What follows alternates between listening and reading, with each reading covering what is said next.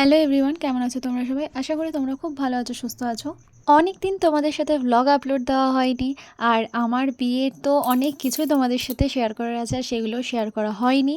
তো আমি তোমাদের সাথে একদম প্রথমে আপলোড করেছিলাম আমার বিয়ের পাকা দেখার ভিডিও, আর পার্টিপত্রের ভিডিও, আর প্রি ওয়েডিংয়ের একটা ভিডিও শেয়ার করেছিলাম। কিন্তু বিয়ের এখনও অনেক কিছু আছে যেগুলো তোমাদের সাথে আমি শেয়ার করব। তো আজকে আমি তোমাদের সাথে শেয়ার করব আমার বিয়ের প্রথম কেনাকাটা, এবং প্রথম কেনাকাটা শুরু করার আগে আমরা কি কি করেছিলাম, তো সেইগুলো আজকে আমি তোমাদের সাথে শেয়ার করব। তো আমার বিয়ে তো ঠিক হয়ে গেছিলো প্রায় 1 বছর আগে, আমাদের ডেট ফিক্সড হয়ে গেছিলো।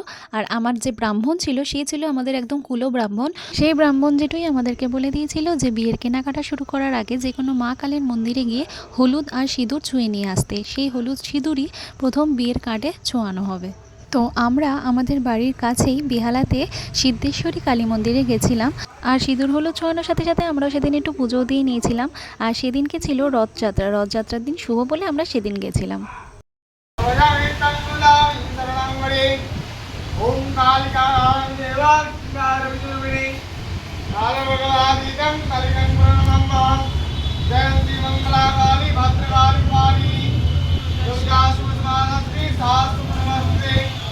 তো পুজো দেওয়ার পরে চলে গেছিলাম বিয়ের কেনাকাটি করতে। তো প্রথমে গেছিলাম গামছা কিনতে, অনেকগুলো গামছা বলেছিল কিনতে। তো প্রথমে গামছা কিনেছি, তারপর গেছিলাম বেহালাতেই আদি ঢাকেশ্বরীতে।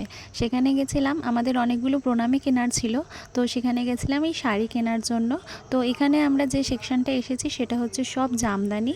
তো আমরা এখানে জামদানি দেখছিলাম সব প্রণামীর মধ্যে, আর কিছু হ্যান্ডলুমও দেখেছিলাম। এগুলো ছিল সফট জামদানি। তো জামদানিগুলো খুবই সুন্দর ছিল।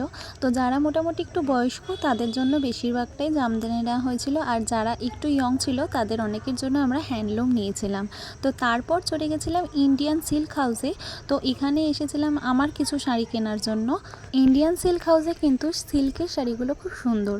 তো আমি এখান থেকে একটা হলুদ আর পিঙ্কের মধ্যে একটা সিল্কের শাড়ি নিয়েছিলাম, যেটা আমার লজ্জাবস্ত্রের জন্য নেওয়া হয়েছিল।